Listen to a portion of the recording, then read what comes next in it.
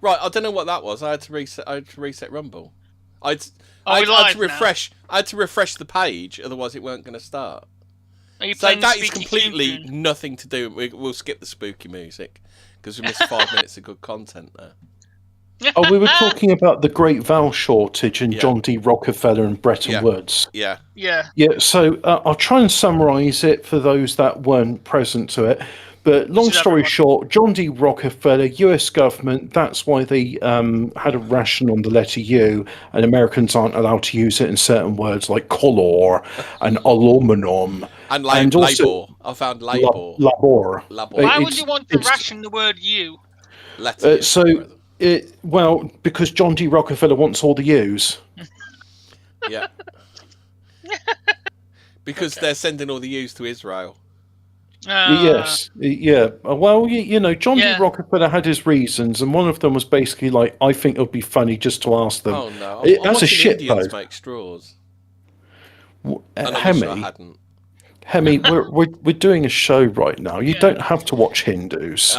This is your reprieve from. This is your reprieve from Hindu content for the week. 2 hours where we can be like free of the Brahmin influence. Brahmin. So right, who wants to start off with a missing story?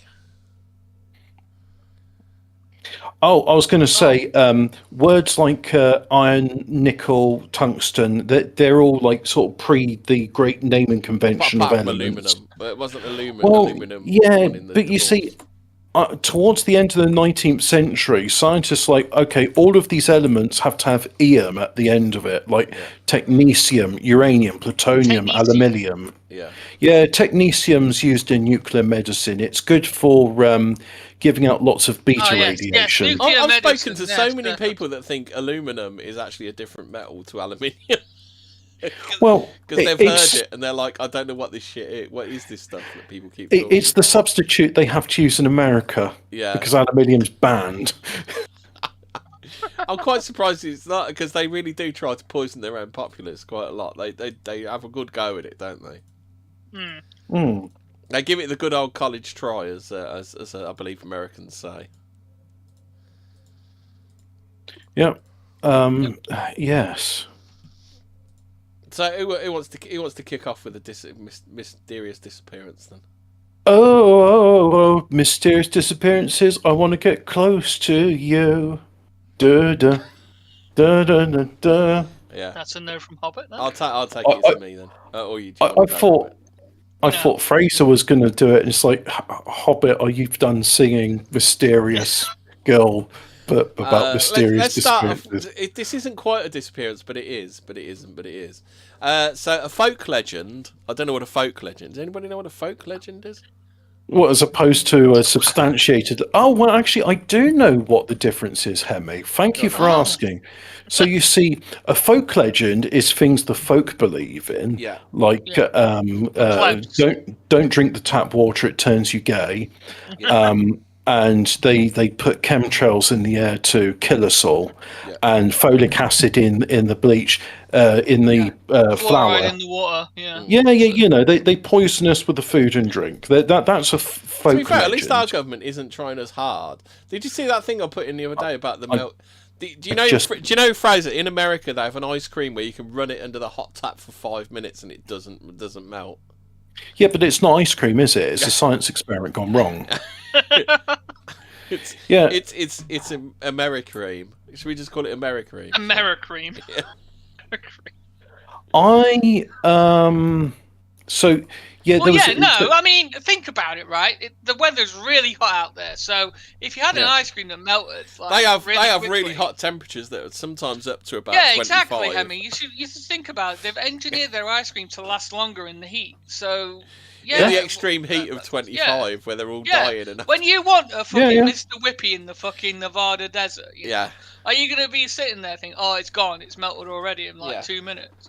Or you'll be like, I'll get some Americream ice cream. The last 20 minutes. Ice cream. You know, It's like, for example, having Hershey's chocolate, which is like made with palm oil and stuff, because it's like, well, if you made it with cocoa butter, it'd melt on the shop shelves when it reaches the dizzying heights of 25 degrees there. Yeah.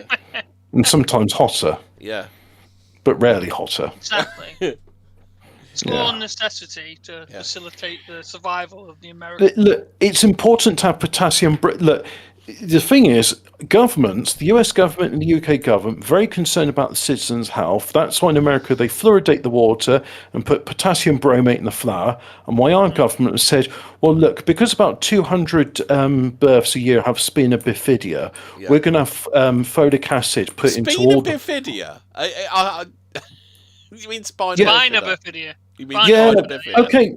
All right, 200 babies a year are born fucked up, right? Because they think the mothers, who are fucking idiots and only eat Pringles and red wine when they're pregnant, don't have enough folic acid, and it fucks up the little babies. Oh, okay then, Adolf Hitler. You want to control what women eat while they're pregnant, do you, Adolf?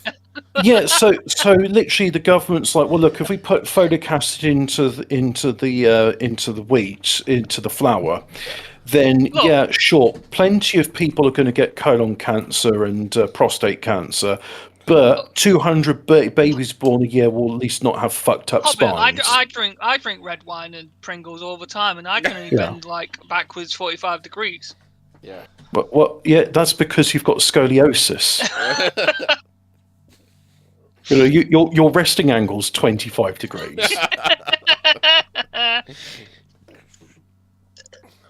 I feel sorry for those old people with their heads on their chest. Yeah. I saw this monk, and he was like 90 years old, and he was still like serving food and drink out to guests at this monastery. And his head couldn't lift up from his chest. He was bent over, and I'm looking at it. I'm just saying, on the one hand, he's probably like, oh look, the suffering I've got is for the Lord. But on the other hand, I'm looking at him and just like, can he? I don't know. Look, I'm probably just. I find it like hard. I find it upsetting to see somebody so fucked up, and doing work. Yeah. I think he's the #1 pick for the fucking team. The pole, the way you go under the pole, the fucking what's it called? Limbo dance. That's it. Oh yeah. Yeah, he gets picked first every time, mate. So no, you have to bend backwards with limbo dancing. And maybe if I was to ask her to say, look, brother Hunchback of Notre Dame, why do you work? And he's like, well, I find it dignifying. Yeah. It's nice to wake up at the age of 95 years old and thinking, I've got to serve 200 guests dinner today. Yeah. Just like, oh, okay, well, as long as you enjoy. Because he was like holding up like crates. Like, have you seen in Belgium where they got like 12 beer bottles and they're like wine bottle sized? So he's holding up 12 like wine bottles full of beer, and he's got this crate and he's putting them onto a trolley. Didn't you remind him that good customer service is looking your patron in the eye while you're talking to him? So hey, look me in the eye when you're serving me a bottle of Trappist ale, brother.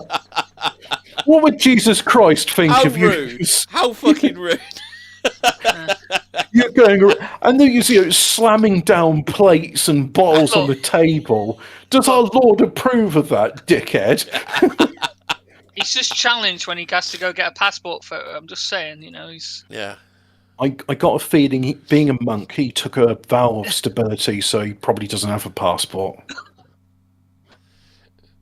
But vow of stability, his neck didn't take one, did it? Oh, is that bad? Where they gone? Are you still Look at there? your fucked up features. Yeah, we're here. Hello, Hammy. You two disappeared for 1 second then. Oh, well, that's good. I thought you'd taken an impromptu silence. Yeah, we're part of the disappearances now because you're so fucking boring. We both decided as a penance to say our father in our heads. I did say, well, his neck hadn't taken a vow of stability, had it, of it? Well, maybe, yes. Right, should we do some content? Who does want to do some content? Do any of you want to go first, or am I going first? As usual? You go first. All right, then. Ladies first. Right, let's talk about God, what's going on now? Fuck me. That's better. Right, it's opening now. Right then. So, a folk legend. I'd started to. Fortean is. He's blagging. Oh yeah, and we're going to say what's the difference between a folk legend and an official legend? Yeah. Well, an official legend is stuff like climate change is real, and you've got to net zero yourself. Tax can bring down global temperature. Is that part of? Is that? Tax can't fix potholes in the roads, but it can bring down the climate. Yeah. Eating bugs will save the climate. Yeah. Yeah. Yeah, it's because cows fart. Then it's killing the planet, apparently. So anyway, October 1590. Oh dear, what have I done? Have I fucked this up? No, we're still. Oh no, we're still streaming. Right, okay then. Yeah, I don't know what's going on with my internet's decided it really wants to shit the fucking bed. That one. Quit Discord.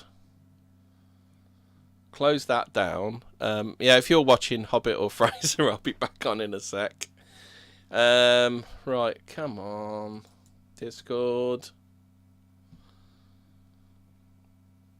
Anyway, so Gil Perez.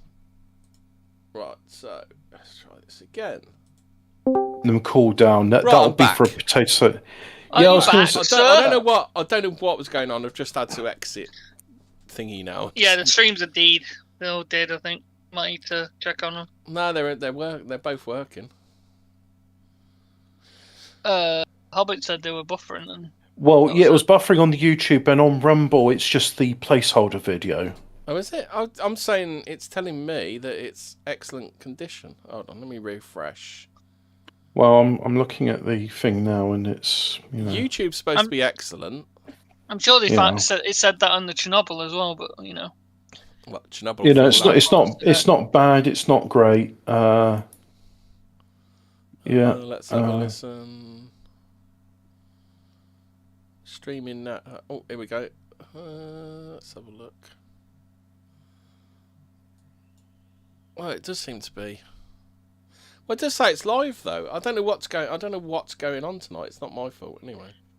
I think this might be a Rumble issue. I had it earlier this week when I was trying to stream, and it does work, but I just had to redo it a couple of times. And those potatoes, I'll wait for them to cool down. I'll make a potato salad tomorrow. Yeah. So let's have a look. Is YouTube working? Yeah, it's working on YouTube now. Okay. We're back. We're back finally on YouTube. Are we? They really don't want me to talk about this. It's literally all it is a soldier disappeared and reappeared somewhere. Anyway, so Gil Perez, 1908 version, was mysteriously transported from Manila in the Philippines to the Plaza Mayor. Well, I suppose it's Mayor. I suppose Mayor. In now the Zocalo in Mexico City. The soldiers claimed to have come from the Philippines was disbelieved by the Mexicans until his account of the assassination of Gomez Perez das Marinas was oh god, they love those triple names, don't they, the Spaniards? Yeah. Was corroborated months later by the passengers of a ship which had crossed the Pacific Ocean with the news. In 1908, folklorist Thomas Alibone Hamvier, I don't know, Jamvier? Easy for you to say, etc. Yeah, I do struggle with those Spanish names. Described the legend as current among the classes of the population of the city of Mexico. 20th century paranormal investigators giving credence to the story have offered teleportation and alien abduction as explanations. Hey ho, don't blame Mexico. Brr, brr. So the story is what I just told you. So October the 24th, 1593, soldier was guarding the Palacio. I'm supposed to say Palacio, aren't I? When I was no, but if this is in 1593, that's before King Luis had his lisp, so the Spaniards didn't. So it's Palacio del Gobernador in Manila, in the Captaincy General of the Philippines. The night before, Governor Gomez Perez das Marinas was assassinated. Father to a murdered son and husband to a murdered wife was assassinated by Chinese pirates. War. How does a Chinese pirate sound, Hobbit? In Chong, pieces away to our my lover. Your cha war cha cha cha dong dong da. Pieces of it. But the guards still guarded the palace and awaited the appointment of a new governor. Would these Chinese pirates have parrots, or would they just eat them? Because in which case, would they go, does Apollo want a prawn cracker? The soldier began to feel dizzy and exhausted. He leaned against the wall and rested for a moment with his eyes closed. When he opened his eyes, a few seconds later, he found himself in Mexico City, in the heart of the viceroyalty of New Spain. Thousands of kilometers across the ocean. Jonathan Wass, who'd be listening to this, tutting his head in disappointment, saying, Hobbit, you'll never get on the BBC with that attitude. Yeah. We respect our Chinese listeners here at the BBC. He travelled in kilometres because he was Spanish. Thousands of kilometres across the ocean. Some guards found him in the wrong uniform and began to question who he was. The news of the assassination of the governor of the Philippines was still unknown to the people in Mexico City. Yeah, this was a witch.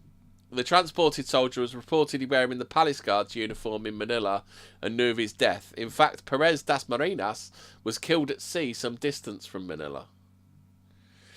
So are they pouring scorn on it now? What's that thing with manila envelopes? Is it like manila just another name for beige? I don't know. Yeah. Why don't I look that up whilst you carry on talking? Yeah. Authorities placed him in jail for being a deserter with charges of being a servant of the devil. Oh, okay then. Yep. That escalated quickly. Months later, news of the governor's death came to Mexico on a galleon from the Philippines. One of the passengers recognised the imprisoned soldier and said he'd seen him in the Philippines a day after the death of the governor. He was eventually released from jail by the authorities and allowed to go back home. I have the history. Right, yeah. If you want to know about manila envelopes and why they got that reputation. So 1830s, America's facing a shortage of the letter U, but they're also facing shortages of linen. And what's the other thing they're facing shortages of? They're facing a shortage of that. Oh, yeah, of cotton and linen rags. So what they were doing instead of looking for alternative fibres for their paper making, this was before they were using wood for baking paper, is ropes from old sailing ships, which happen to be made out of manila hemp. Now, it's not the canopy plant. It's a plant called abaca, which is not it's not hemp. So the name derives from Manila, the capital of the Philippines, where the abaca plant is native and where rope was historically exported. So there we go. I think we've all learned something today here on Fortean Words, the premier paranormal conspiracy show. With stationary news. Well, this stationary news is related to what we were saying, Right, so go on then. Do you want to do the man in the iron mask, Hobbit? Because there's a lot of French in it. The man in the iron arse. Yes, please. It's not strictly a disappearance, but it is kind of like a bit weird, isn't it? A jubbly orange drink, a hairy palm, funny comedian Rosie Jones, a picture of some ham. These Muslim men are going viral. That's not the right section, Hobbit. It's above that. Yeah, you need to. It's at the top. It's under more. Because I filled out all the channels in the other sections. He's maxed his fucking credit card limit for channels in the description. Oh, right, yeah. Well, So the man with the iron arse. Yeah. The man who is. Let's have a look here. So that is transported soldier legend. The man in the iron mask. Yeah, the iron mask. Which is in French, le masque de fer. He died on the 19th of November, 1703. You need a French translation for it? Well, seeing as this is French, there's going to be a lot of French in here. So, yeah. Is that Napoleon? Is that... No, the Louis of France. Napoleon's a century later. This was... Was this one the other way around? Did he say, Everybody knew who it was until I put on the mask. Well, you see, he was an unidentified prisoner of the state during the reign of Louis XIV of France, as opposed to Louis XIV of Spain. Yeah. The strict measures taken to keep his... Yeah, Louis XIV of Madagascar. Yeah. So the strict measures taken to keep his imprisonment secret resulted in a long-lasting legend about his identity.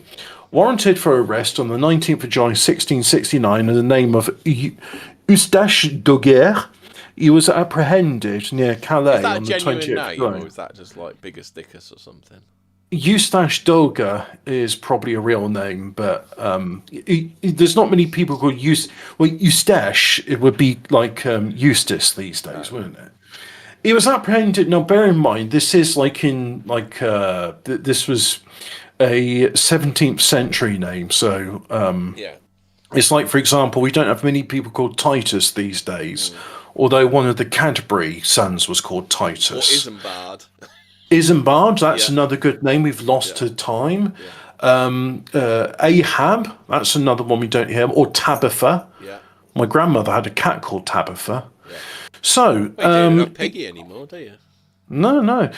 So he was apprehended near Calais on the 20th of July, incarcerated on the 24th of August. Hiding out in the jungle, was he? Do you remember the jungle, that big camp in Calais? I don't think that was invented in Calais yet. Yeah. And he held for 34 years. I don't even think they had the hoverport back in 1669. Was he on a booze cruise? He's apprehended on a booze cruise. I don't even think they had the concept of duty free back then. And he was held for 34 years in the custody of Bening Devon de Sommer in 4 successive French prisons, including the Bastille. He died there on the 19th of November 1703, and his burial certificate bore the name of Marchioli. So whatever prison Benin Devon was in, like, he'd be the prisoner there. Then is that what they're saying? So that's his jailer's name.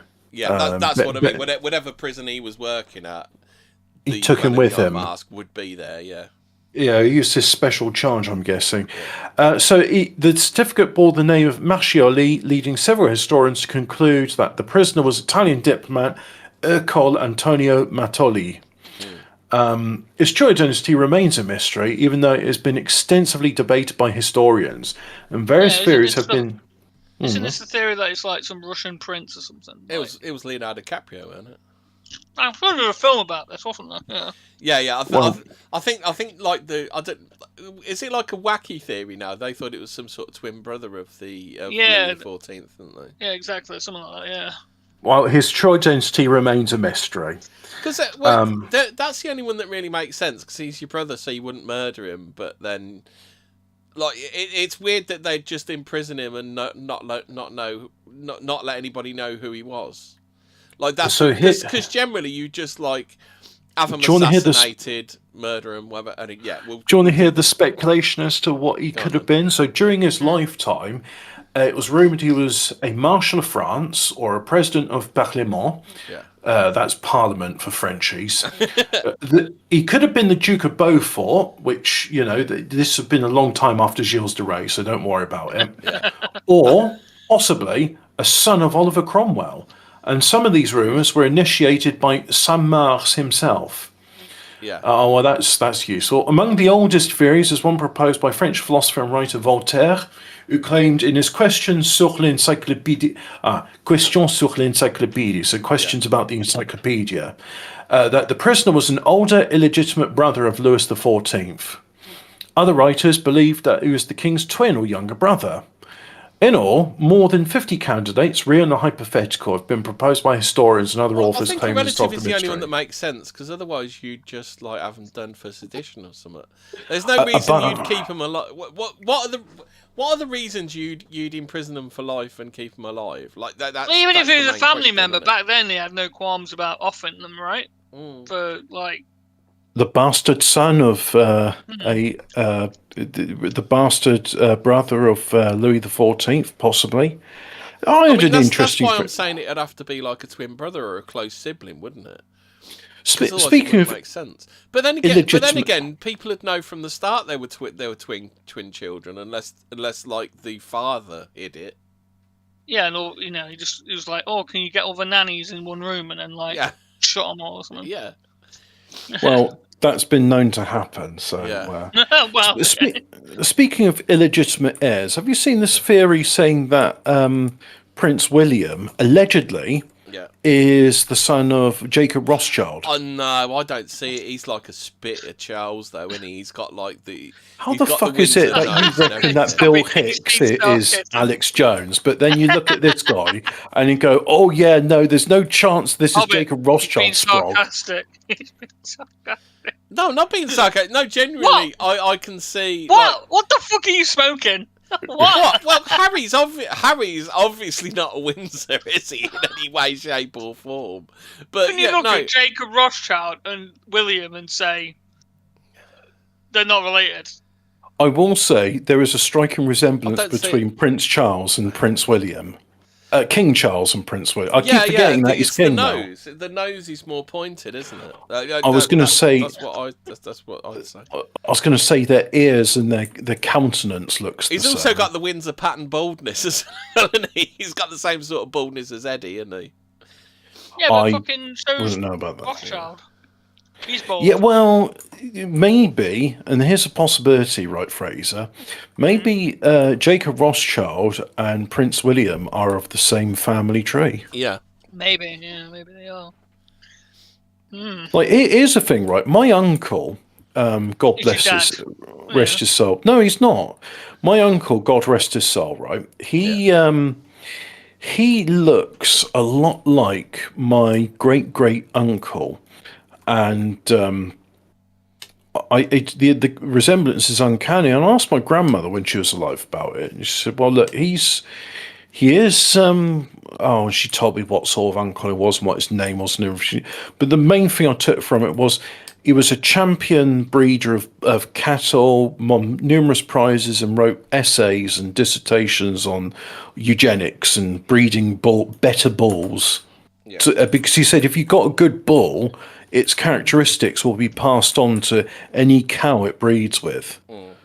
And at the time, this was like a new theory because Greg Mendel had yet to do his study of plant genetics. So this was actually like now we take it as just a given that, of course, you pass your genetics on to your children. But then that was like, oh, really? This sounds controversial.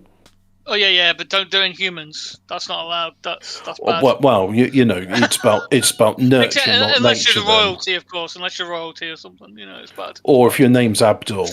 Yeah.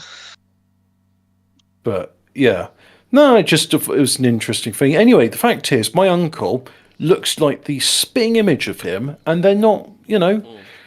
They're not. He's not his son. Yeah, but that's familial. That's the familial thing, isn't it? That's the family thing, isn't it? That's what I'm trying to say. I'm trying to say that Jacob Rothschild and Prince William may be of the same family. Yeah, it's his dad. I'm saying it's not his father, but it is related. I don't know. To me, just everything, the face dimension. Fraser. Everything.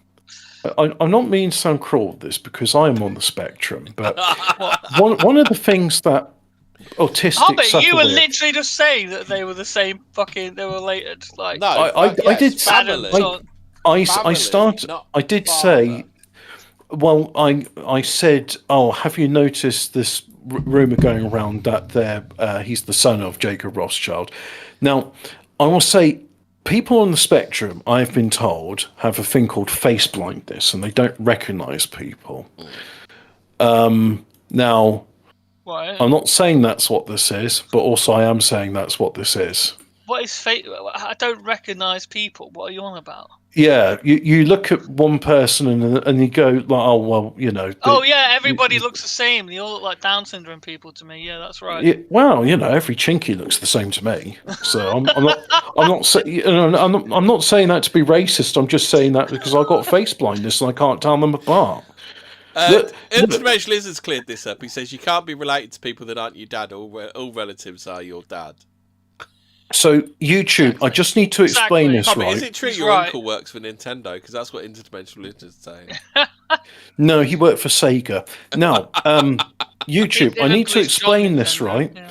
What you've heard, you might classify as a hate speech. It's nothing of the sort. I'm not racialist. I'm just on the spectrum, and I can't tell them apart. Yeah. That's an excuse. Anyway, let's hear some more about this fella with the iron mask. Gilles de Rais. No, it's not Gilles de Rais. It's the man with the iron ass. It's a different part of it's a different part of French history. We're rapidly becoming a French history podcast. We are the premier French history true crime podcast. Yeah. So we got these rumours about what he is. What little is known about the prisoner is based on contemporaneous, there's an easy word for me to say, contemporaneous documents uncovered during the 19th century, mainly by some of the correspondence between Saint-Mars and his superiors in Paris. Initially, Louvois. Louis the 14th. He's spilling beans all over the place, this Saint-Mars geezer, isn't he? So anyway, this Louvois, which was Louis the 14th Secretary of State of War, was he inventor State of the for window? War. The Louvre window. He's the Marquis de Louvois. Oh, okay. His real name was François Michel. No, François Michel Letellier, Marquis de Louvois. Yeah. He was the French Secretary of State for War during a significant part of the reign of Louis XIV. But anyway, we're not talking about Louvois. Yeah. Suffice to say, Saint-Mars wrote letters to him. These documents show that the prisoner was labelled only a valet, or valet, and he was jailed for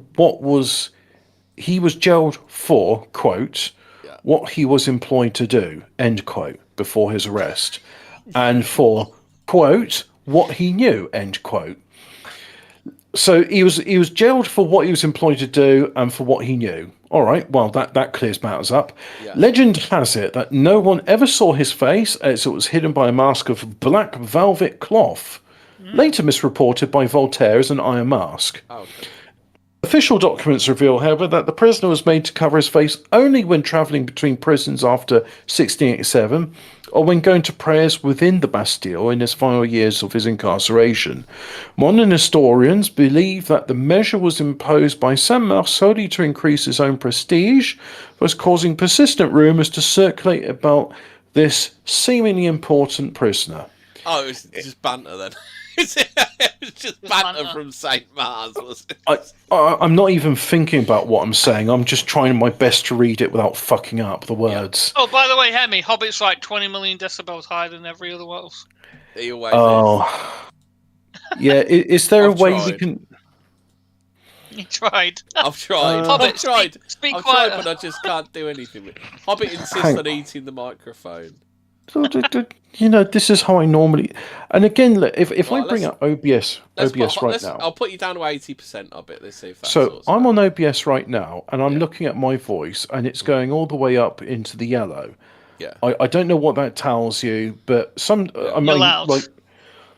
I'm loud on Hemi's one, and but I've always been loud on Hemi's one. Yeah. And Hemi says when he listens to me, I sound like normal volume, like Fraser. Yeah, you two sound like... I think you are a touch louder than Mad Fuzz, but, not that much. Anyway, carry on. Who is this Mad Fuzz? I've knocked Hobbit. I know. I was looking at your thing. That's why I said that. Yeah, we used that name in years. Yeah. Yeah. Anyway. So who was the guy, anyway? Do we know? In 1932... French.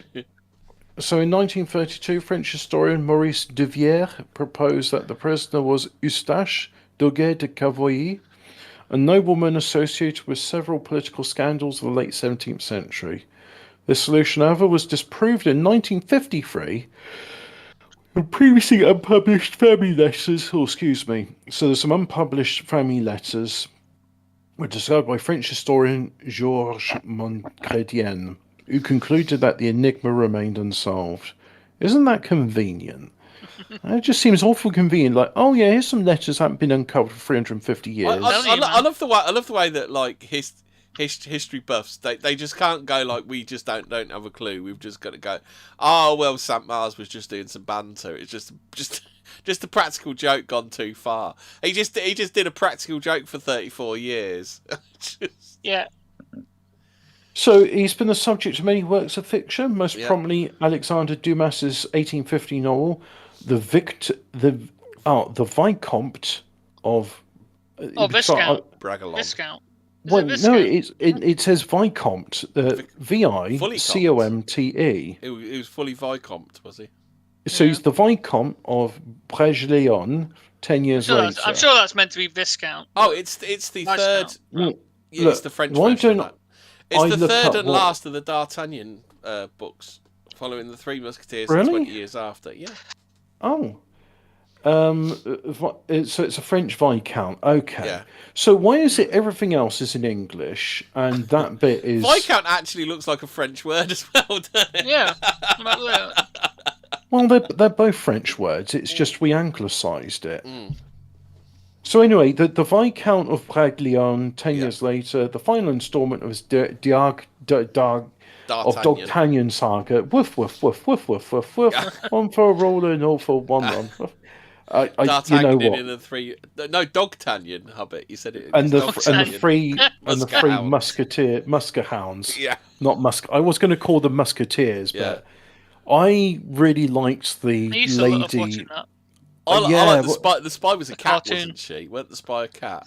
Yeah, but there was also like Count Richelieu, who was a fox, and there was this poodle lady that D'Artagnan loved, and I could understand why, because she was very pretty. Yeah. And and there was this bit where they're taking a ship to Dover, and like the cat's on board, and like the cat hates water because it's a cat. So anyway, he portrays. Who's the big burly one? He was like a bit. He was a St. Bernard, weren't he? Oh yeah, that's Porthos. Yeah.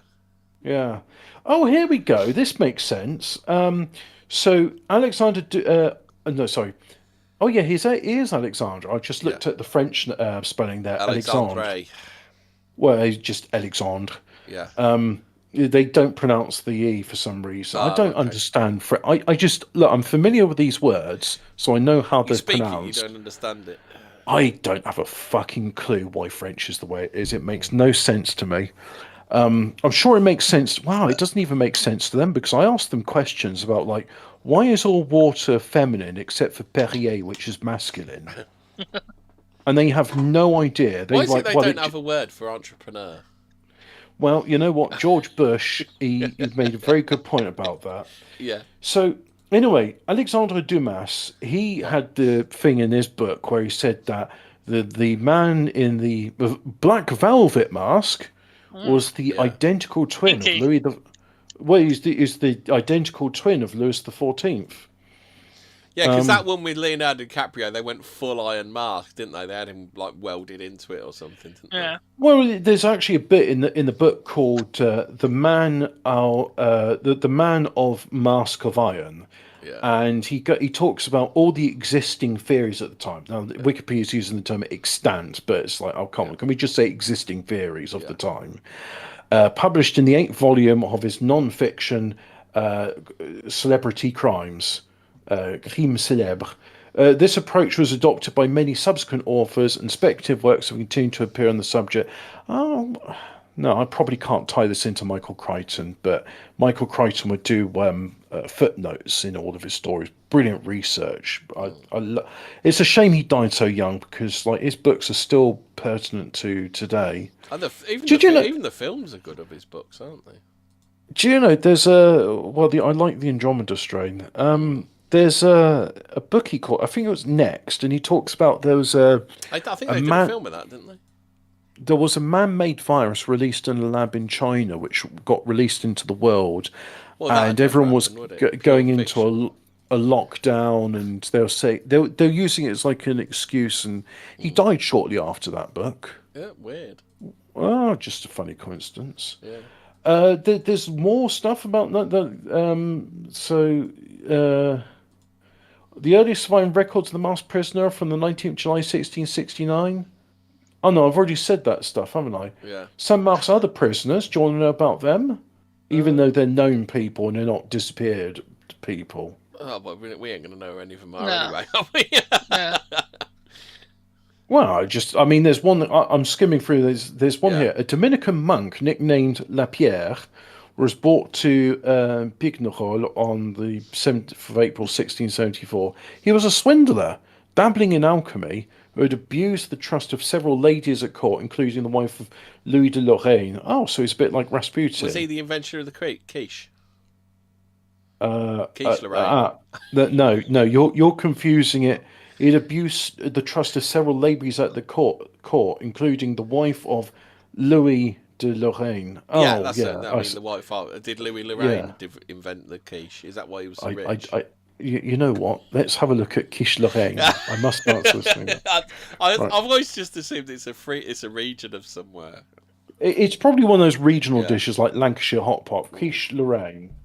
Let's have a look at quiche Lorraine history. Yeah. It's a classic savoury French tart originating from the Lorraine region, characterised by a pastry crust filled with a custard of eggs, cream, and bacon, or lardons. While traditionally simple, modern variations commonly include cheese, such as Gruyere or Swiss, and shallots or onions. Though purists argue cheese is an unauthentic addition, popularised. I've never had it without cheese. I must try like the original recipe. That sounds good. So I like bacon and eggs. Does it have cheese in it or on it? Well, no. You see, because I'm sure I've had one without cheese in it. The addition of cheese was a mid-20th century thing. Prior to then, it was just a bacon and egg tart. Yeah. Which, to me, that sounds really good. I like bacon and eggs. Fraser, do you like bacon and eggs? I like bacon. I like bacon. Do you like bacon? Let me know. Cheese cooking with bacon. Not a fan of eggs, really. I like bacon. Do you like bacon? Leave it comment in the Bacon's great. Comments. It's beautiful. I've had a beautiful bit of bacon. It's beautiful. I like bacon. Do you like bacon? I like bacon. Do you like bacon? Leave the comment. It's the girl who drinks soda and it's like, I like soda. Good. And then burps all the fucking time. And then she unscrews the thing, takes a swig, and then like caps it back up, and then she opens it again. How do you burp so much on soda? Like, I drink quite a lot and I don't burp. I burp Fraser, every time I have a fizzy drink. Pop, not soda. Oh, well. The Rumble seems to be working now because there's 41 minutes of Rumble. Well, every time I have a fizzy drink, I have a burp. Really? Yep. I can't hold any fizz in me. Oh. No, it just, as soon as it comes out, it's just burp.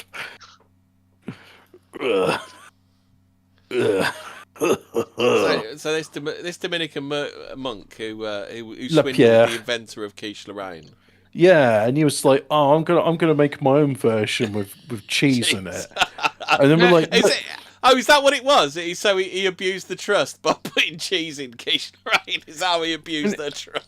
Well, the thing is, they could have exiled him to America. And it's like, go and join the Americans if you love cheese so fucking much. And he's like, excuse me, I'm French. We're known for liking cheese. It's like, yes, we like cheese, but we like some cheese. We don't like all the cheese all the time.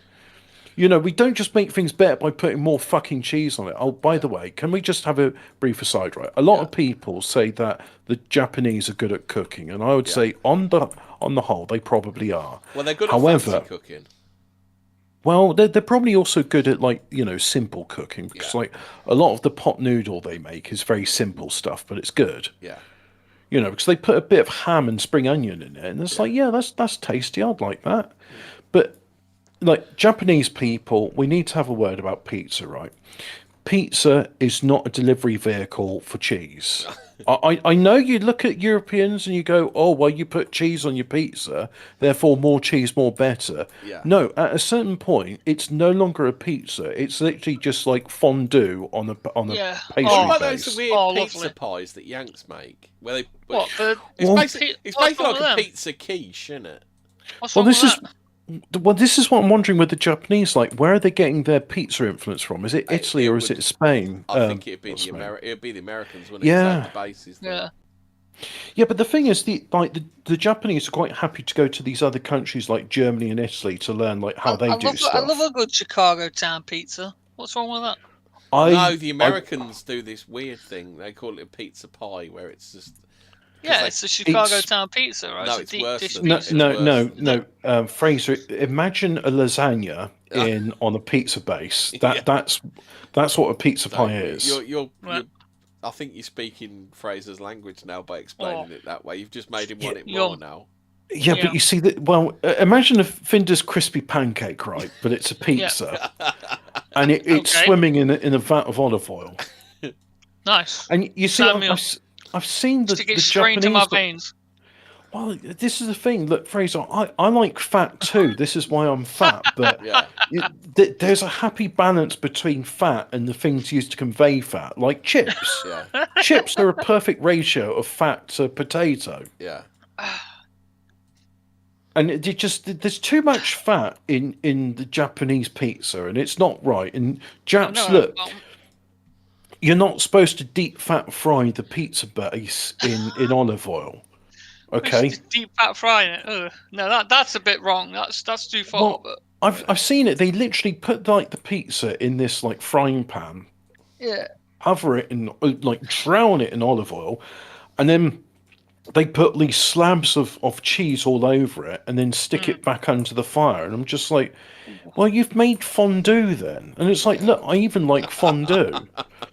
But it's just like I'd have to see what it looked like. I watched Adam Richman in Italy the other night. That was quite nice. He went to Napoli and had a Neapolitan pizza. Oh yeah, Napoli. They're known for pizzas there, aren't they? Is that Naples? Yeah, Napoli is Naples. Yeah. We call it Naples. They call it Napoli. Napoli. Is that where Neapolitan ice cream comes from as well? Do you know what? It may well be. Yes. Do you remember when you used to get ice cream in cardboard boxes? That was what a time to be alive. Do you remember like Dark Ages of ice cream? Yeah. Yeah, the Dark Age of ice cream with Tony Blair wasn't in power yet, and the country was 99.8% white. Oh, those horrible At least the food's fucking authentic now, Fraser. Am I right? Yeah. At least we got some spice now, huh? Yeah. Yeah. Because we never had things like Dorset Knackers before Tony Blair. Yeah. We didn't season our food before Tony Blair. It was a Westminster Nagger. Am I right? By the way, Americans. There is more to spice than the chili plant, okay? Nutmeg is a spice. What's his bloke? Yeah, ginger. That's a spice. Is garlic? Do you know what one of my? Yeah. I think garlic is counted as an aromatic as opposed to a spice. So is Iron Brew counted as a spice then, or? I believe it's counted as a beverage, Fraser. Yes. You see, I happen to know these sorts of things. Like, if we were playing a game of spice or beverage, it's like, well, for example... Well, no, but I mean, like, that is heavily, like, gingerfied. Like, there's so much fucking ginger in Iron Brew, it's unreal. Really? Yeah. It's one of the main ingredients of it. I can't taste the ginger in it. I'm sure it's ginger, yeah. You know what? I don't know. It's been a long time since I've had Iron Brew. But... Now, would you count Angostura bitters as a spice or a beverage, or would you count it as not a condiment because it's not something you pour on food? So the current standard formula. So what is it? Carbonated water, citric acid, caffeine, quinine, ammonium ferric citrate. That sounds good. Which provides trace iron. The ammonium ferric citrate gives it the bright orange colour. What are 32 flavouring agents? Oh my god, there are 32 flavouring agents in Iron Brew. So the main flavour, because the thing is, right, if you look at like standard Iron Brew, it doesn't have quinine in it. It's only the 1901 version. Unless there's... That's the original one. So it's got caffeine in it now, where the 1901 doesn't have caffeine in it. Well, this is what I'm wondering if this is like maybe in Scotland they have like an exclusive variety which has like quinine and caffeine in. Oh, and by the way, and I'm not saying it's worth going all the way to Scotland for it, but Iron Brew ice cream, best ice cream in the world, better than Solero. Oh, really? So here's... have you never had an Iron Brew ice cream? There's no mention of ginger whatsoever, Fraser. Ginger. No, I'll tell you what it does have in it. Caffeine, quinine, we knew that. Ammonium ferric citrate, I've already said that. Curry powder, confirmed by former chairman Robin Barr in a 2009 interview as one of the ingredients. Citrus oils, which is sweet orange, and bitter almond.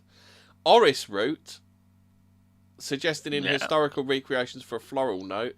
Vanilla, historical approximations. Amyl valerate, and ester, providing a fruity apple banana aroma, mentioned in historical content. Okay, this is really confusing, and Bar, you can, like, I hate you for this, right? They do a cream soda called Ice Cream Iron Brew, and it's like, yeah, I saw that the other day. Iron Brew, Ice Lolly. No. They do a cream soda Iron Brew, which is what I saw the other day. Okay. So it does exist. I don't know where you can buy it, but there is a wholesalers called UK Frozen Food, and so I'll put it in general. I'll put it in general because I don't want to. Yeah, because every time I've had Iron Brew, it's that tastes like ginger to me, like the burning kind of taste. Like. That'll be the curry powder then. Weird. Where there used to be ginger in that shit. Maybe it's been Mandela affected. I thought the burning was from the carbonation. No. Well, have you ever carbonation and then the Iron Brew fucking burning your fucking mouth. All right, but okay, so it's been a while since I had it, but have you ever had fizzy water on its own? There's a regulatory outcome. The distinction became legally significant in 1946-1947. UK food labelling regulations mandated that brand names be literally true. Since the drink was neither brewed, it was mixed, nor contained medically significant amount of iron, the manufacturer was forced to rename it Earn Brew. Well, that's strange, because when you got like knockoffs, right, in Tesco, they just called it Iron Brew. Yeah, exactly. Except regular Iron Brew is not allowed to. That's fucked up. So, in other words, it's not... knockoffs are actually better than the fucking... It's not that the manufacturers are dyslexic, like when Cobra did the... It's like, when the Yanks call their chips French fries, that it will be something akin to that.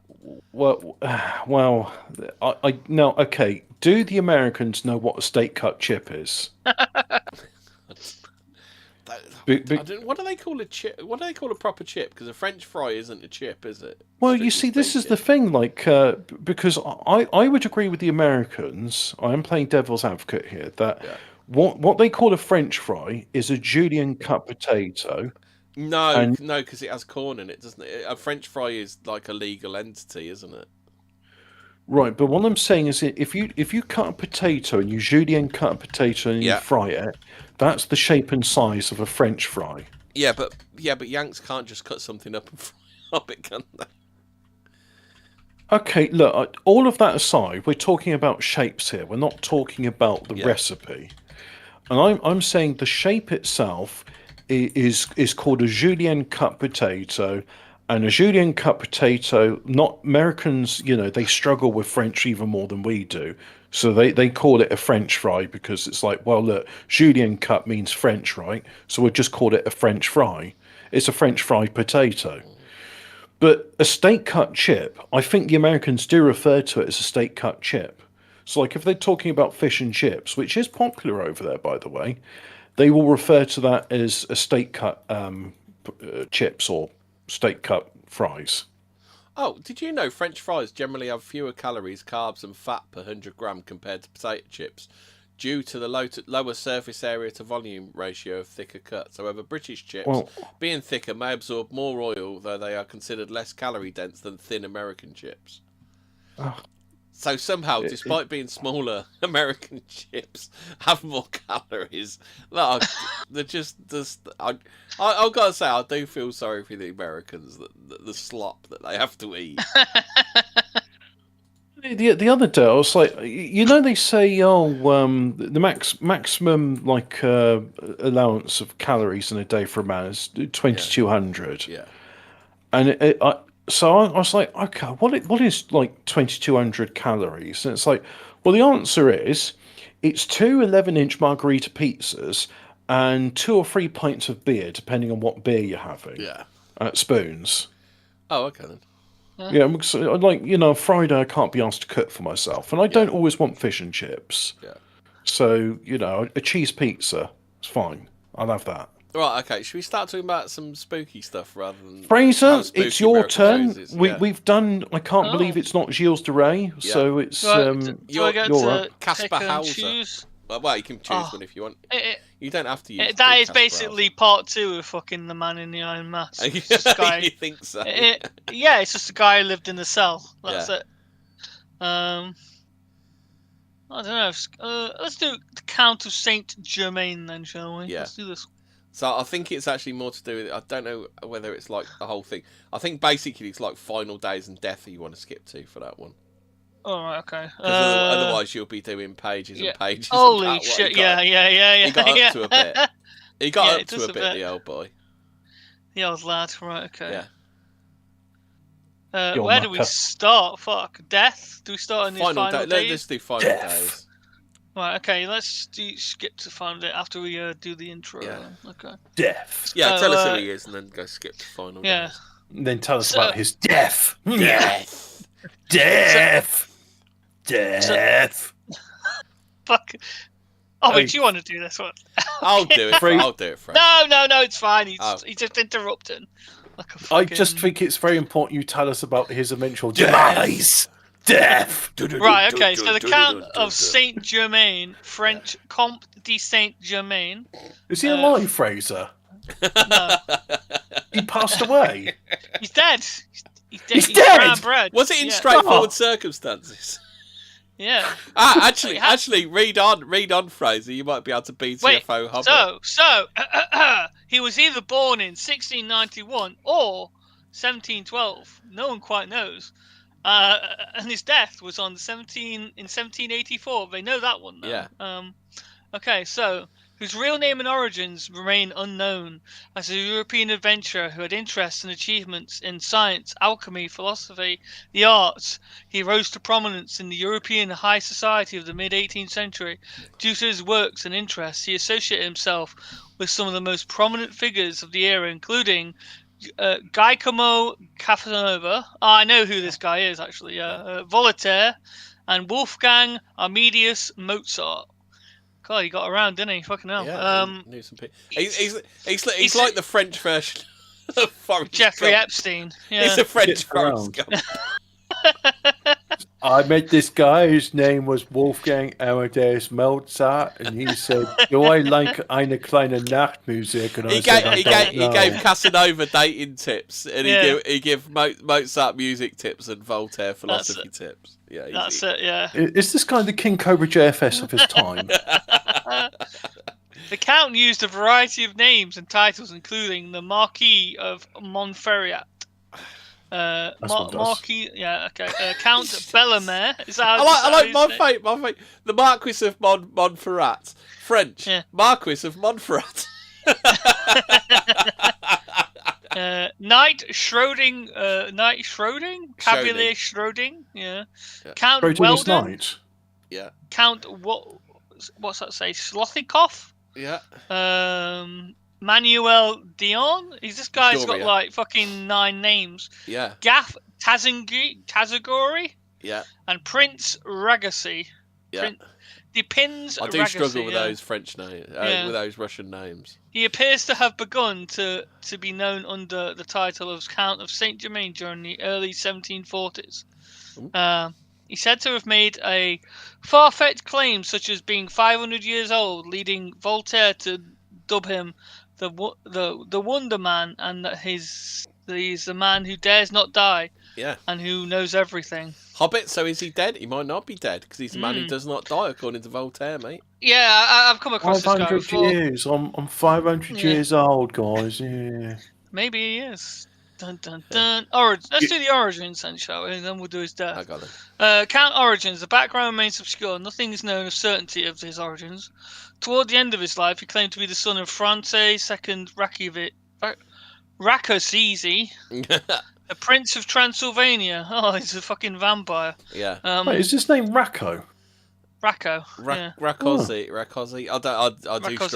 I do struggle with those. Those Transylvanian Romanian names. Yeah. While without hard evidence, this would account for his wealth and evident fine education. Oh yes, because Transylvania was known for the high education and putting people on spikes. I guess. Yeah. Oh yeah, that was back when it was Wallachia, though, wasn't it? Wallachia. Yeah.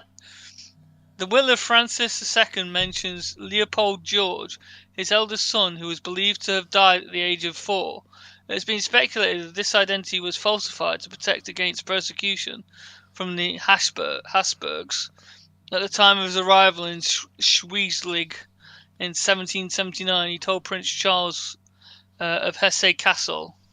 Of Hesse Castle? This is probably worse he was 8 years old.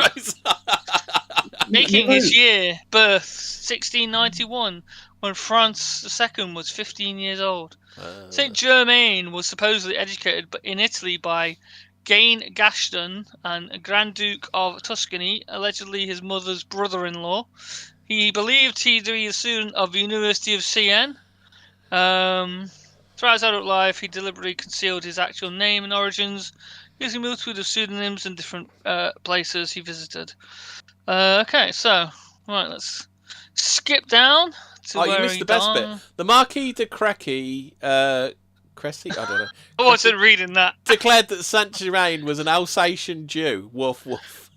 Simon Wolf by name, and was born at Strasbourg about the close of the 17th or the beginning of the 18th century. Others insist that he was a Spanish Jesuit named Aymar, and others again intimate that his true title was the Marquis de Betmar, and he was a native of Portugal. The most plausible theory, however, makes him the natural son of Italian princess, and fixes his birth at San Germano in Savoy about the year of 1710, his ostensible father being one Rotondo, a tax collector of that district. Hello, my name is Rotondo, and I will go... Is he a fat jolly man? If your name's Rotondo, you've got to be like a fat jolly man. I am Rotondo, Belondo, Cadodo. So, Mr. Germain got up to some shit. We're skipping out his life as... Well, that's not very germane to the discussion. Yeah. Well, he had careers in England, France, the Dutch Republic. He did musical works, trio sonatas, violin solos, English songs, Italian arias, and literary works, and that's it. So he got up to a fair bit. And there were no napkins in sight. Yeah. He might be. So we might have to do an episode because he does sound like the new Joseph Paxton, doesn't he? The final days, the Count arrived in Alatona, Schleswig, in 1779, where he made an acquaintance with Prince Charles of Hesse-Kassel. Hesse-Kassel? Yeah. Hesse-Kassel. Hesse-Kassel. I think it's don't hassle him when Hesse Cassel. It would be Hesse-Kassel. Hesse-Kassel. Maybe, don't hassle the Hoff on Hesse-Kassel. Don't hassle Hesse-Kassel. Yeah. Both of whom had an interest in mysticism. Charles was a member of several secret societies, including the Bavarian Illuminati. They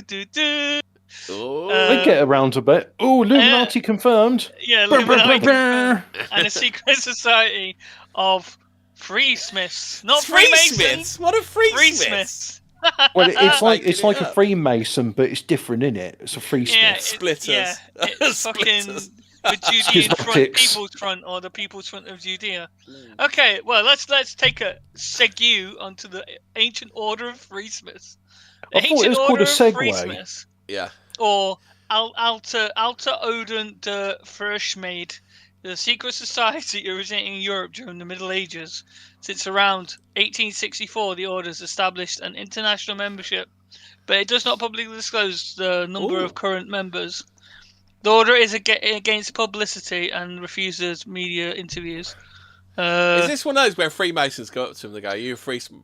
They go, "I'm not, I'm a Freesmith." Freesmith. Hey, this looks at you funny, isn't it? Me with that egregious label. The order traces its origins to Christian bladesmiths in the late Roman Empire. They formed a union, the Freesmiths, to protect their trade from influence of guilds. whom they viewed as pagan. Based. They sound alright, don't they? Yeah, like we got some Christian samurais here. Let's go. During the reign of Charlemagne, the order was given a capillary to serve as lay judges of Francia. After Charlemagne's death, the Venic courts forced the order underground, and it established a secret society which has operated continuously. Well, might have we have no idea. On the Free Smiths, then. We have no idea what they actually believe in. Yeah, it's like maybe the Free Smiths are the ones who've got like the immortality potions and shit, you know, and it's not like the fucking Templars and you know. Yeah. What if the Free Smiths were just other friends we made along the way? So they are secret because no one knows what the fuck they actually believe. Yeah, exactly. Than they fucking. That's how you do a secret. That's how you do a secret organisation. You don't have the fucking BBC coming round your halls every 5 minutes. Yeah, you don't know any of the symbols. You know, it's not like Skull and Bones and you know fucking. It's so secret even the members aren't sure if they're in it. Yeah, it's not the Freemasons where everybody knows you're a fucking Freemason. Yeah. Like. By the way, the Catholic Church isn't the secret handshake out now? Like everyone even knows what that secret handshake is now, don't they? And who will help a widow's son is common knowledge too. Yeah. The Catholic Church has reiterated the statement. It's like, look, you can't receive communion if you're one of these wrong-uns. Freemason. Isn't Freemasonry supposed to be like? It's a bit like Scientology, where you don't, where you know, once you get up into the higher levels, that's when you find out you've been like worshipping Satan all this time. Yeah, it's pretty fucked. Yeah. Okay, so after the Count, so he showed the Count Charles several of his gems and convinced him that he had invented. Would you like to see my gems? New method of colouring cloth. Charles, impressed, installed the Count in an abandoned factory at Eckershoard, which Charles had acquired especially for the Count, and supplied the Count with materials and cloths needed to proceed with the project. The two met frequently in the following years, and Charles outfitted a laboratory for the alchemical experiments in his nearby summer residence. Oh god, he's an alchemist. Fucking. I like that thing with the laboratoires Garnier. It's like, we've just invented a cure for cancer. It's like, yes, but how would this help people with their cosmetic issues? It won't. Destroy it immediately. Louisland, where they, among other things, cooperated in creating gemstones and jewelry. Charles later recounts in a letter that he was the only person whom the Count truly confided. The Count told Charles that he was the son of Francis II Racaves, and he had been 88 years old at the age when he arrived in Schweiswig. The death of Count Sturmine. The Count died in his residence in the factory of 27th February 1784, where Charles was staying in Kessel. The death was recorded in the register of St. Nikolai Church, the blah blah blah. He was buried on March 2nd, Enkelfold in the private grave, cost of which was listed in the accounting books of the church the following day, on the April 3rd. A little over a month after his death, the mayor and the city council issued an official proclamation about the auctioning off of the Count's remaining effects in case of no willing relative would appear within the designated time period. Charles donated the factory to the Crown, and it was afterward converted into a hospital. During research in 1888, found that the Count's estate upon his death was a packet of paid bills, receipts, and quittances. 80 right shellers, 13 shillings in cash, and 29 various groups of items, clothing, gloves, blah blah blah. Okay, so legacy then, yeah. Oh, I've got no. It's just the reason I put this in because I was going through my big book of the unexplained, and that puts it a bit differently. So it says about the alchemy and stuff like that. Many continue to insist the Count was very much alive. Documents of the Freemasons indicate that he represented French Masons at a meeting in 1785. Madame de Genlis claimed to have seen him in Vienna in 1821. Several travellers in the 1800s... this is Wikipedia, isn't it? It's not going to be... This is like... Yeah, this is not tinfoil hat time, is it? Yeah. It's not going to be like, oh, yeah, the guy still alive and he's immortal. So several travellers in the 1800s were sure they saw him in the Far East and other parts of the world. Theosophist Annie Besant said that she met the Count in 1896, incarnated as a master or a spiritual leader. Finally, in 1972, a Frenchman named Richard Chamfray claimed to be Saint Germain, and to prove it, he appeared on television to demonstrate that he could turn lead into gold, as a legendary count was believed to have done. So there you go. You know what's ironic about that? CERN can do that with their particle accelerator. And by the way, CERN's been turned off this week. Oh, it's been turned off for repairs. So, they say it will next be turned on. Well, ish. They say it will next be turned on in 2030. So, hey, did you know the UN's got an agenda for 2030, and the EU government want to stop the sale of internal combustion engines by 2030? Just a coincidence, I'm sure. Yeah, absolutely. So are we skipping Caspar Hauser and are we, Fraser, or you just didn't want to do Caspar Hauser? I mean, it's basically some guy lived in a basement. Yeah. That's what I wrote, read of it, Yeah. Who else? I've got some. Guy lives in the basement doesn't sound very exciting, though, does it? No. But the thing is, Stockholm syndrome victim. I don't know why I know the name, but Caspar Hauser sounds familiar. Well, I've heard the Saint Germain story before. There was like some queen of, is it like in the court of France or something? And she mentioned about him like only eating certain things, and he next time she saw him, he hadn't aged or something, and she was like 40 years older. Shit like that. Weird. So it's not Dorian Gray then. No. So I'll just quickly do Caspar Hauser. So So they reckon he was born 30th of April 1812. Born in the USA.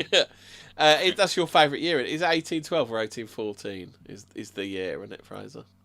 1812, mate. 1812. So Caspar Hauser was born 30th of April 1812. Yeah. Fraser likes the Canadians.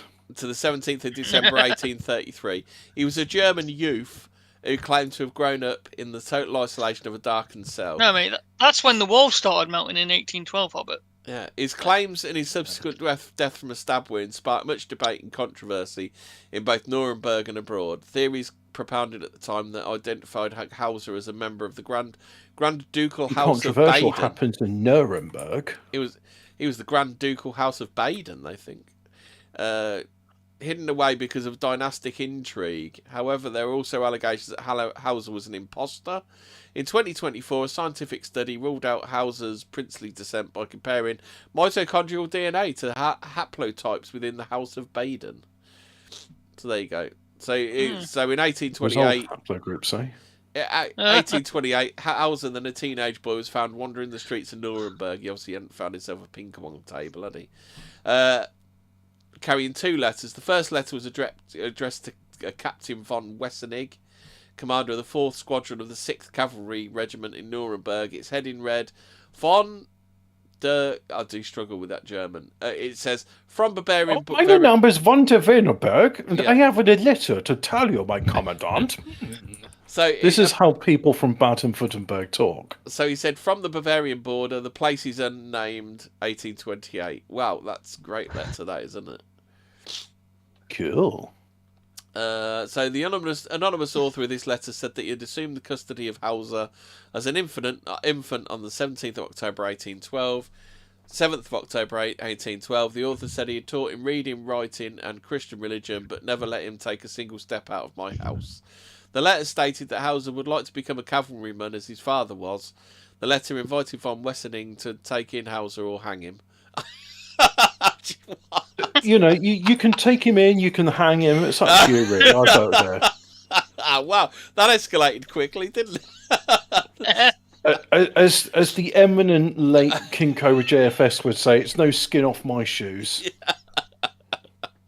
The second letter was purportedly written by Hauser's mother to his former caretaker. It stated the boy's name was Caspar, that he was born on 30th of April 1812 and that his deceased father had been a cavalryman of the 6th Regiment. Writing annalists in later years concluded the same person wrote both letters. Fucking love writing annalists. Yeah. Writing annalists. They like to check everything. They're very anal. Yeah.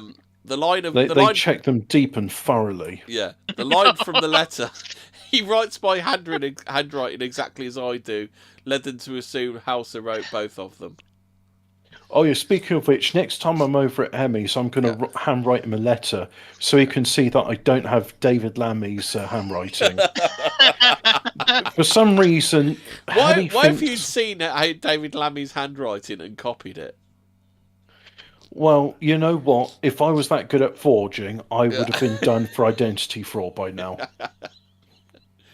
Because that sort of skill is something that can make a lot of money if you're prepared to take the risks. Yeah. Born in the USA. Born in the USA.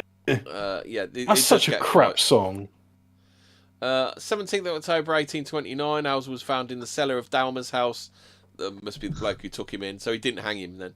Hauser was found in the cellar of Dalmer's house, bleeding from a wound to his forehead. He claimed that while sitting in the outhouse, a hooded man attacked him, saying, "You have to die before you leave the city of Nuremberg. You still have to die before you leave the city of Nuremberg." Hauser said he recognised the speaker as the man who brought him to Nuremberg in 1820.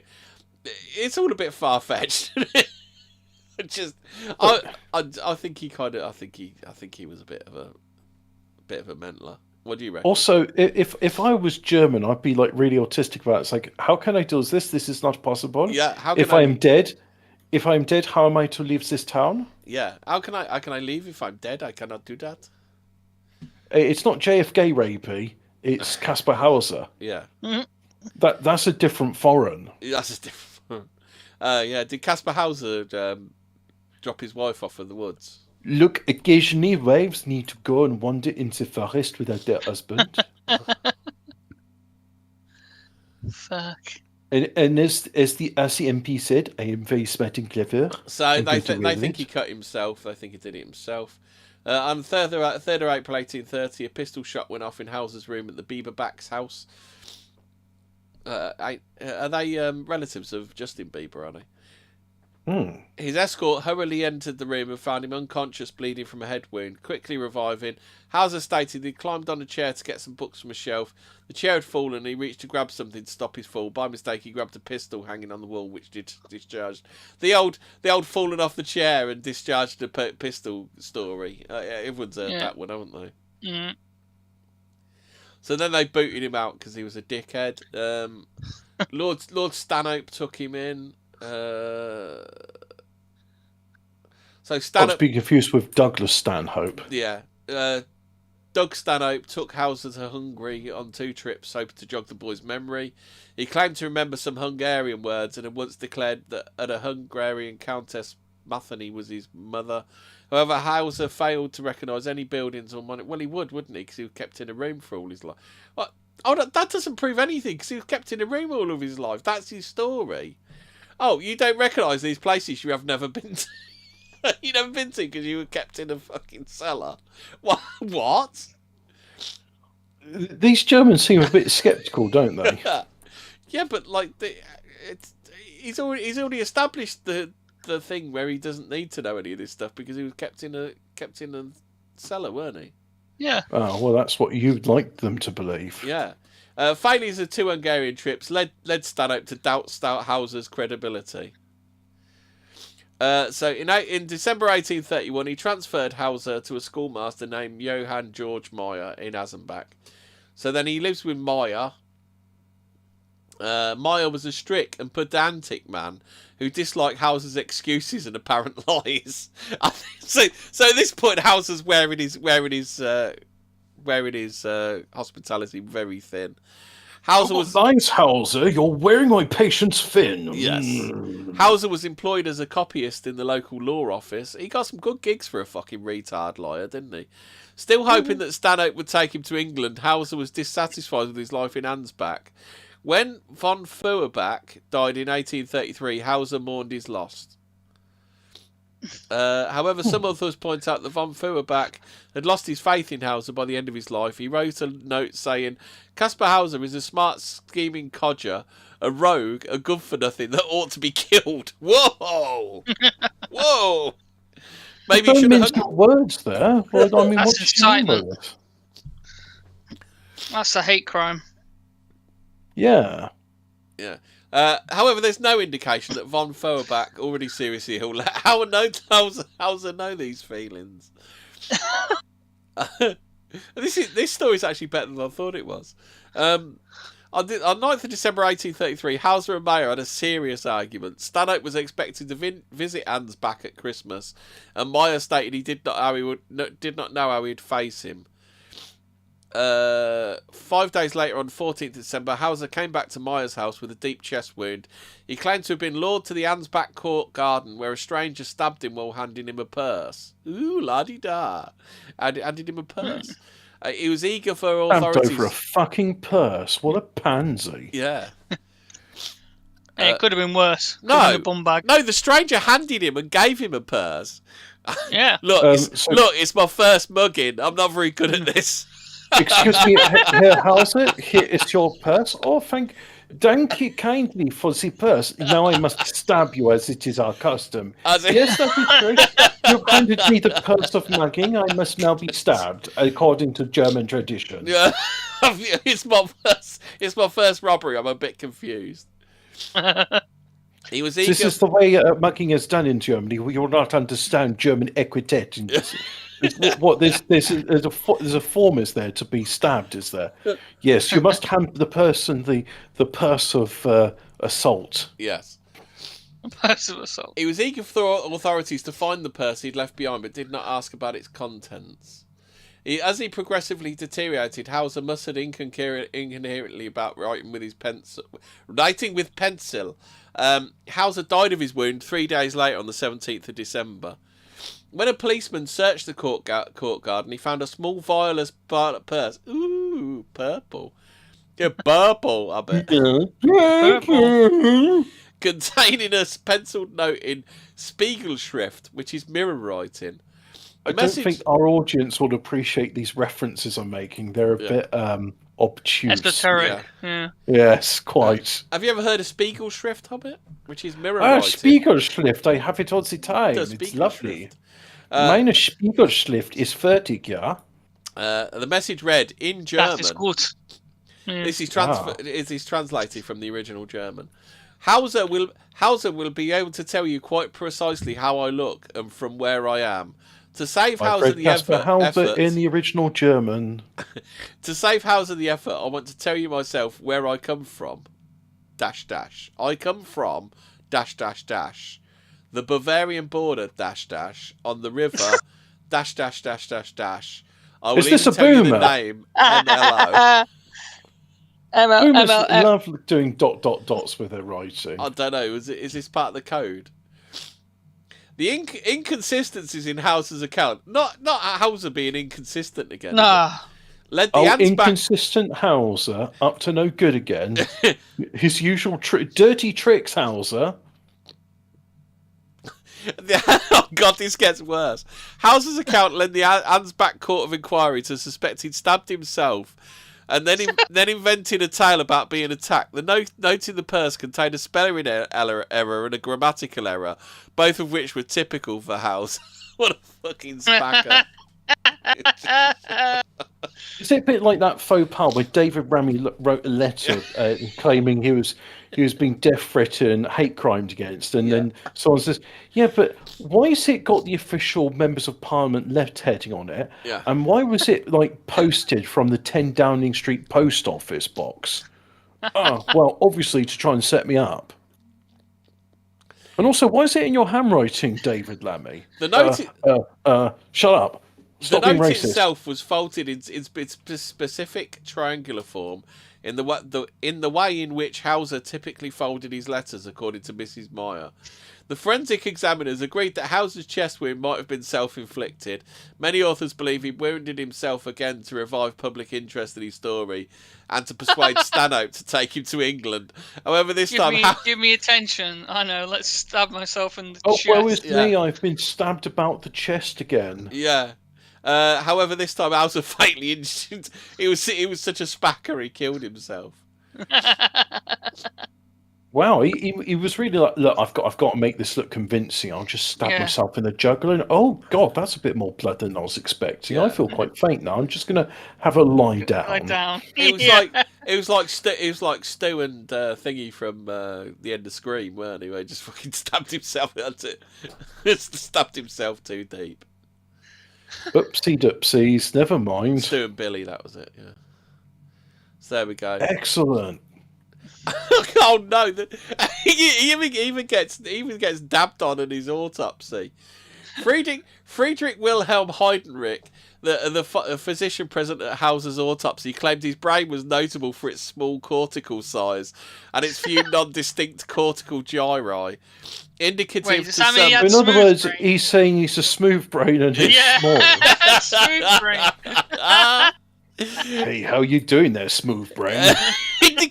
Indicative to some that he suffered from cortical atrophy, or as G. Hess argued, from epilepsy. Heidenreich might have been influenced by his phrenological ideas when examining Hauser's brain. Dr. Albert... he's one of them physiognomonies, is he? Who conducted the autopsy and wrote the official report, found no anomalies in Hauser's brain. Oh, okay then. He's just differently abled. A 1928 medical study supported the view that Hauser had self-inflicted the wound and accidentally stabbed himself too deeply. A 2005 forensic analysis argued that it seems unlikely the stab to the chest was inflicted exclusively for the purpose of self-damage, but neither a suicidal stab or a homicidal act can definitely be ruled out. So a 2023 study indicate that when he showed up in Nuremberg, Hauser had the markings of a cowpox vaccination meant to prevent smallpox. These vaccinations have been mandatory in Bavaria since 1807.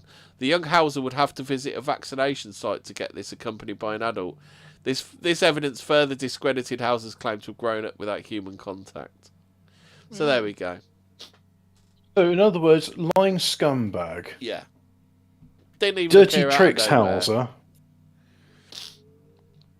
So this is what happens to a person when you lock them in a dark room for... Is somebody going brum brum in your vicinity, Hemi? No, quite a few streets away. Yeah, I just hear like brum brum. Yeah, I hear that as well, actually. That's miles away. I know it's miles away because you live miles. We got this thing called telecommunications. How come it is you can hear that, but you're always louder than me? It do not make no sense. There's many things in this world that don't make no sense. What they don't make, though. Okay, rumours. Let's go for the rumours, shall we? According to contemporary rumours, circa 1829, Hauser was the hereditary prince of Baden, who had allegedly been switched at birth with a commoner because I don't know, he was a bit spacker or something. The infant Prince of Baden was born on the 29th of September 1812. His parents were Charles, Grand Duke of Baden, and Stephanie Beauharnais, a cousin by marriage and and the adopted daughter of Napoleon Bonaparte. The infant prince died on the 16th of October 1812 after a few weeks. When his father Charles died in 1818, he had no sons to succeed him. Charles' successor was his uncle Louis I, who succeeded in 1830 by Louis' half-brother Leopold I. The rumour was Leopold. Oh, it's so nice to meet your acquaintance again. Is that the evil Leopold, is it? No, he's Leopold II. Oh, it's the evil Leopold who made the useless Schwarzes work for a day. Yeah. The rumour that Louise Caroline of Hochberg, Leopold's mother, had been scheming to put her son on the throne in Baden, disguising herself as a ghost. The so-called... What the fuck? She disguised herself as a ghost. No, I am not your mother. I am a spooky. How do you say auf Deutsch? This is like a bad Scooby-Doo episode. Disguising herself as... Ich eine Geist. I'm a spooky ghost. Disguising herself as a ghost, the so-called white lady sneaked into the nursery of the infant prince, kidnapped him and replaced him with a dying baby. Where do you buy dying babies from? You just go to the Dead Babies R Us. Yeah. Not dead baby. You don't want to go dead babies. That's too no. You need a dying one. Yeah. I'm not looking for a dead baby. I'm looking for a dying one. Oh, well, we'll poke this one in the eye. That'll make it die. I need a fresh dying baby. We got one. Yeah. The infant prince was then incarcerated. Dead babies, get your fresh dying babies. So the infant prince was then incarcerated for 16 years until he emerged as Hauser in Nuremberg in 1828. The rumour also linked Hauser's stabbing death in 1833 with a conspiracy to prevent him from challenging the legitimacy of Leopold I. That's that. I'm Leopold I. I will not be usurped by Caspar Hauser.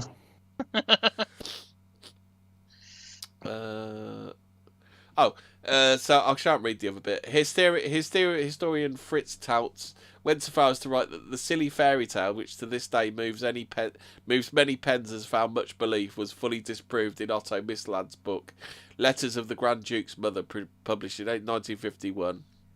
Give details accounts of the infant prince's birth, illness, and death, which would disprove the hereditary prince theory. So, In November 1996, the German magazine Der Spiegel reported an attempt to genetically match a blood sample from underwear thought of to have been Hauser's. Oh. We have fancy underpantsen worn by Caspar Hauser. We've now forensically examined it. Ja, sechs Muller. So he couldn't have been the hereditary Prince of Baden. They checked his bloody poops. I don't know, whatever was going on with him, I don't know. We have found the evidence to be insatisfactory. Yeah, but how did they know it was his bloody underwear? I don't know. It's like how would they know? Do you remember we did Jack the Ripper's jizz rag? Do you remember that? Yeah. It's like... Yep. It's like, you found some 200-year-old bloody underwear. How do you know it's this guy's? Trust me, bro. I know. Caspar Hauser was mentioned in a Robert Heinlein novel. No. Glory Road. Yeah, that's why I'm wondering where I've known anything. Have you read Caspar Glory Hauser. Road? Have you, Robert? I probably have. Was it a short story? Yeah, it mentions Hauser being a refugee from another universe. Oh, well, there we go then. It's one of those names sort of goes by in passing it, but at the same time, it's like, "Hello, mein Name ist Caspar Hauser. How bist du?" It's like it's one of those like, that's an unusual name, isn't it? In the same year, Harlan Ellison wrote the short story "The Prowler in the City at the Edge of the World," where it's mentioned that Juliet, who tortured people who were abducted from the past to death, squeezed part of his brain and sent him home. He was later abducted again, fatally stabbed and sent home. Well, he doesn't get much of a reprieve, does he? Did Harlan Ellison do I Have No Mouth and Yeah. He done a bunch of fucked up stories. Oh, Werner Herzog did a film about Caspar Hauser.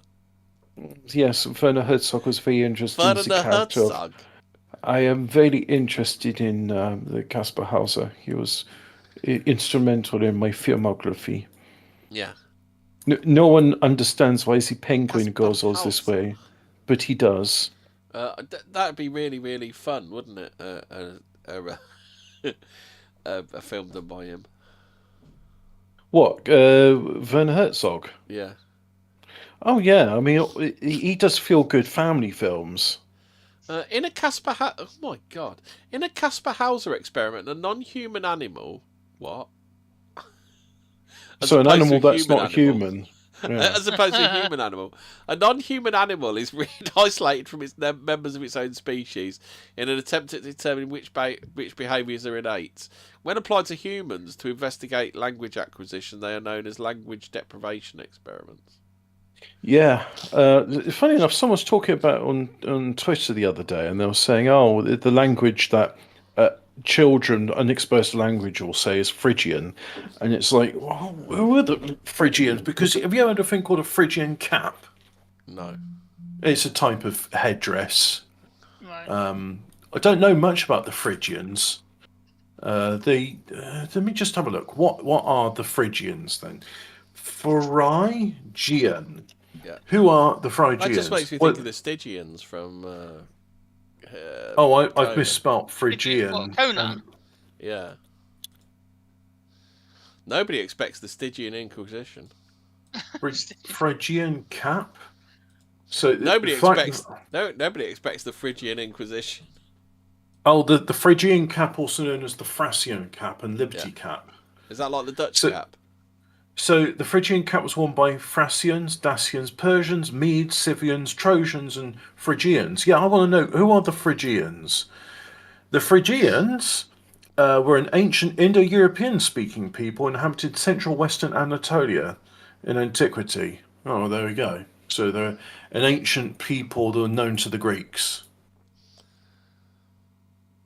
Well, it's weird that this guy was just claiming that, if you like deprive children of language, they will speak Phrygian. It's like, do we have any examples of Phrygian to know what it sounds like? You'll know it when you hear it, I bet. I guess so. Well, it's an Indo-European language, but then again, what's Indo-European? I think that's a load of bollocks. Yeah, I think is Indo-European like Judeo-Christian? Well, for lack of a better word, they call it Indo-European, but it's not. But well, it don't matter. Hobbit, I'd suggest you do Fyodor Kuzmich next. Fyodor Kuzmich. Let's have a look at this old Fyodori Kuzmichi. So where is Fyodor? No, that's his Caspar Hauser. We've done the Man in the Iron Mask. Yeah. Benjamin. Fyodor. Yeah. Oh, he's actually Fyodor, as in an F. Yeah, Fyodor. Yeah, so I'm not a Lotus Eater presenter. Have you noticed all the Lotus Eaters presenters that when they say a TH, they always pronounce it as an F? No, but it's like saying, have you noticed the prices of McDonald's have gone up recently? It's like, no, they're just these worlds are like alien to me. I don't know, but anyway, so Fyodor, but it's also spelled as Fyodor, but they're so tasteless and bland. It's like, why am I spending like more than £9 for this bullshit? It's not cheap. Apparently, apparently our McDonald's is more edible than the American McDonald's. An American actually came over and tried our McDonald's and said its ass is actually edible. So God knows how bad the American is. Yeah, but then you look at people like Pickrob, and they just seem to yum that shit up. So there must be something in it which the tard brain just like spurgs out over. So Saint Fyodor, he's also known as the righteous Fyodor of Tomsk, Siberian Elder. Okay, there's a bunch of like Slavic words there I'm not saying. He was a Russian Orthodox starets. What's a starets?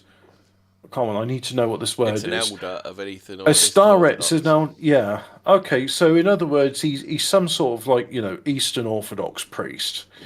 He was canonized as a righteous saint by the Russian Orthodox Church in 1988. Righteous saint, dude. Righteous. There are many variations of a legend that claims he was Alexander I of Russia, who faked his death in 1825 to become a hermit. That's basically that's why I included him. The question is still pending between historians. There are no accounts of Fyodor Kuzmich's early life. That's because he was Alexander I. That's why. The first reported incident involving Fyodor Kuzmich occurred on the 4th of September 1836 in Krasnoyarsk of the province of Perm, riding on a snow-white horse harnessed on a car. No word should end in Fimsk. Well, this word ends in Fimsk. Yeah. So Krasnoyarsk. Because he had no records, nor he had any background, this caused suspicions from a local blacksmith with his behaviour and evasive answers. Blacksmith? Shouldn't that cause suspicions from the local police force? Or was the blacksmith the police, was he? The blacksmith was like the only man around in the next 200 miles, so I think it kind of sort of fell on him to sort of report these things. So anyway, the old man was detained as a tramp.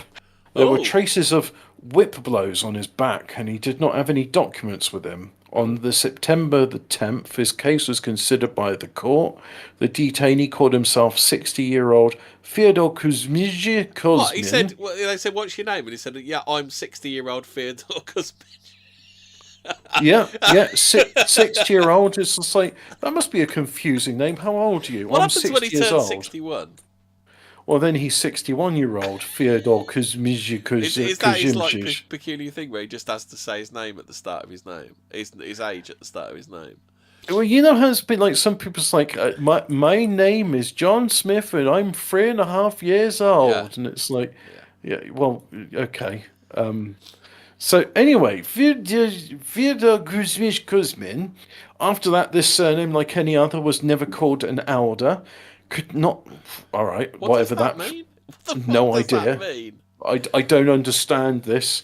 Could not name his origin. By age, he was unfit to give back to soldiers, and therefore, as a tramp, he received 20 whip blows and was exiled to Siberia. I'm not thinking about what I'm saying. Those whip blows you already got on your back, where you're getting 20 more. I'm not thinking about what these things are because it makes no sense to me. Yeah. Fyodor Kuzmich was satisfied with the sentence, but he was satisfied with it. He was like, "Yeah, you give me 30 if you want." But asked the bourgeois Grigory Shnimdinov to sign for him, stating that he himself was illiterate, although subsequent facts indicate the opposite. This is a lying shitbag, in other words. On the 13th of October, 1836... granddad, isn't it? On the 13th of October 1836, with the 43rd batch of exiles, he was sent in stages to the Bogodlowski parish of the district of Melinsky in the province of Tomsk. Like a native hobbit. I know, Phil's been giving me... I feel like I'm in Russia. Phil's been giving me elocution lessons. Urga Berga, let me tell you about my Russian ancestry. Urga, I am from the Russian town of Malmo. No. We're making jokes that he's Swedish, not Russian, Fraser. Okay, so, during the journey through the stage, he attracted prisoners and escorts to himself, showing care for the weak and sick. The elder was the only prisoner who was not shackled. I think they don't mean an escort in the same way that we think they mean escort. I think escort, and one might say like an escort destroyer. It's not like you're not paying for its services. Put it that way. It's a different kind of escort. So during the journey through the state, he attracted prisoners and escorts to himself, showing care for the weak and sick. The elder was the only prisoner who was not shackled. Oh God, we got ourselves another Joseph Paxton situation. So the elder was the only prisoner not shackled. In the materials of Tomsk expedition about exiles, the description of Fyodor Kuzmich's appearance has been preserved. Yeah. And what does it say? In the document, his height was described as 2 arshin and 6 Didn't he with try and 3 deliver a package to you of it? So his height was 2 arshin and 6 with a 3/4 verst, which is a... Oh, and I like this bit here, which he goes on to say, that is approximately 172 centimetres, or almost 5'8". It's like, but come on, mate. Approximately 172 centimetres is not approximate, is it? Yeah. So what is an arshin? So an arshin... or arsin is an old Turkish and Russian unit of length. Oh, that's good to know. And so what is it? Is it a yard? There's a diagram here, but it's all in fucking Cyrillic, so I don't know. So the Turkish arsin was 27 inches long. So what's a yard? Is that 36 inches? That can't be right. He's got to be taller than 50 inches, hasn't he? Well, he's saying he's 2 arshin and 6 3/4 verge. So he was like, he was 5'8". So 6 with 3/4 verst means 8 inches. Here we go. The Russian arshin had a different length at different times. In the 16th century, it was 27 inches. In the 18th century, Peter the Great standardised it to 28 inches. Or 71 centimetres. So if you had 2 arshin, that's 140 centimetres. Yeah. So I suppose the 6 3/4 bit adds up to the extra 32 centimetres. Some men are just well endowed. So how can 6 with 3/4 be more than an arshin? There's still more than an arshin left. So I'm looking here. The arshin is a yard. It's going from the armpit to the fingertip, and they got another measurement here. I can't speak. What? Did you say the arsehole to the fingertip? No, the armpit to fingertip. Think of during a yard, Fraser. That it's a yard. Yeah. It's a yard. So, and they've got a measurement for a cubit, and that's 45 centimeters according to them. There's also a hand breadth, which is like when your fingers are splayed out. There's one from your left toe to your right outstretched arm, so that's a long measurement. There's a circle, which is a length of a man. They've got a foot, but the foot is the stance of your legs spread apart, which for some reason is 71 centimeters. How tall was he in flamingos? Well, that's a good question, isn't it? So anyway, let's go back to Fyodor before I get lost in the weeds on Russian imperial measurements. Yeah. So, is description included? Hair on the head. Oh, well, that narrows it down. Yeah. And a beard, light blonde with greying, round chin, on the back, traces of beatings with a whip. So on the 20th, if you put if you put that as a description, you'd catch the bloke in minutes, wouldn't you? Narrows it down quite a lot. What was the colour of his eyes? Don't know, mate. Yeah. Did he have any teeth? Don't know. Any distinguishing marks? Well, he got beatings on the back. Yeah. 26th of March, 1837, a party of exiles riding Tomsk from where Fyodor Kuzmich was sent further afield to the place of exile. The order was attributed to the village of Zertsali, but was settled at the Krasnikrovsky distillery, where he lived for 5 years. Due to his age, the elder was not involved in forced labour. No, that's forced labour, Hobbit. Forced labour. Yeah. It is known that the local... I didn't realise I was reading English Simplified. English Simplified. It is known that the local Cossack Semyon Sidorov, seeing the elder's tendency to privacy, built him a cell hut in Belorusskaya. When they say privacy, is privacy a euphemism for something? they just gave a wanking hut, did they locked the strange old man in the shed. According to his life's history, Fyodor Kuzmich lived a life of rigor, sleeping on the bare board and wearing only simple clothes. Due to Fyodor Kuzmich's strange appearance and mannerisms, residents assumed that his previous life was quite different from his present. Before and after his... What? You mean where he's locked into the wanking shed? Yeah, I'd assume his previous life was different to that. Before and after his death, many miracles were attributed to Fyodor Kuzmich. When asked about his previous life, Fyodor Kuzmich responded, "Why do you usually think that my situation is worse now than it was once before? I am Russian, it's always bad. Yeah. At this present time, I am free, independent, and most importantly, easygoing. So easygoing, we Russians. Yeah. Before, my peace and happiness depended on many conditions. It was necessary to take care of my loved ones, enjoying the same happiness as I did, so that my friends would not deceive me. Now there is nothing of this except what will always remain with me, except the words of my God, the one which is not the Pope in Rome's God, except the love of the Saviour and neighbour.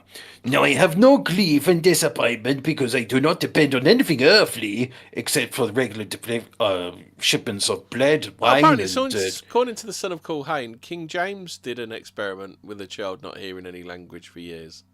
Oh, what a nice guy. Yeah, what a great guy. If you were to restore me to the former position and make me again the guardian of earthly wealth, perishable and altogether necessary to me, then I would be an unhappy man. The more our body is pampered and groomed, the more our spirit becomes weaker. Every luxury relaxes our body and weakens our soul. Upon his death, Fyodor Kuzmich's grave was visited by prominent people such as Grand Duke Alexei Alexandrovich and Nicholas II. So good they named him twice. Yeah, wow. Russian surname naming schemes is you take the name of your father if you're a son, and you take the name of the mother if you're so if your dad's name was Gary and your first name was Bob, you'd be Bob Garyovich. Bob Garyovich. Yeah. Well, if they had names like they do have names like Gary, don't they? Do they? Because Gary Kasparov. There you go. Yeah, I suppose it was American though, wasn't it? You have the good Russian name of Gary. It's related to Gregory. According to one account, and he was canonized in 1984 by some schismatics in Russia who aren't Catholic. Therefore, he's not a real saint, is he? According to one account, he's a cope and sieve saint. Yeah. According to hang on, let me just type in. He was Saint? He's not just any old geese. He was the 14th Patriarch of Moscow, by the Holy Catholic. And he was a monkey as well, because apparently he was a primate of the Russian Orthodox Church. They do like the recognition depends on what specific Saint Theodore's referenced. So, Blessed Leonid Fedorov is formally recognized by the Catholic Church. Yeah. Born the Russian Orthodox priest who converted to Catholicism, he became the first exarch of the Russian Greek Catholic Church. He was beatified by Pope John Paul on June 27, 2001. Is Fyodor Kuzmich recognized by the Catholic Church? Saint Fyodor, Archbishop of Rostov, is an Orthodox saint commemorated on November 20th. It was not formally recognized as saint of the Roman Catholic Church, so not a real saint. Yeah. Now, so rumours of previous life. According to one account, he lived a modest house with a garden, protected by a variety of ways by the Imperial Chancery. He received a visit from Cesarevich Alexander, I assume that means prince, in 1837, and his grave was visited by Cesarevich Nicholas in 1893. That's towards the end. Rumours of Alexander's tomb being empty have persisted since 1866. According to legend, Alexander's tomb has been opened 4 times, with the latest happening in 1921, when Soviet authorities allegedly opened his tomb in search of valuable metals. I hate those people. Look, he might not be a saint, but leave the dead to rest. Do you know the anarchists in Spain? They were digging up nuns' corpses and raping them. Oh God! Hey, we've made it almost towards the end without mentioning rape. Da da da da da da da da da da da da da da da. 1 hour 57 minutes without mentioning rape.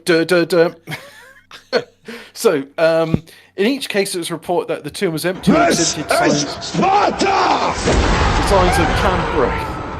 It is suspected that Alexander I would have faked his death due to feelings of guilt about his father Paul I's death, and he faked his death to abdicate his throne and seek forgiveness for allowing his father to be killed.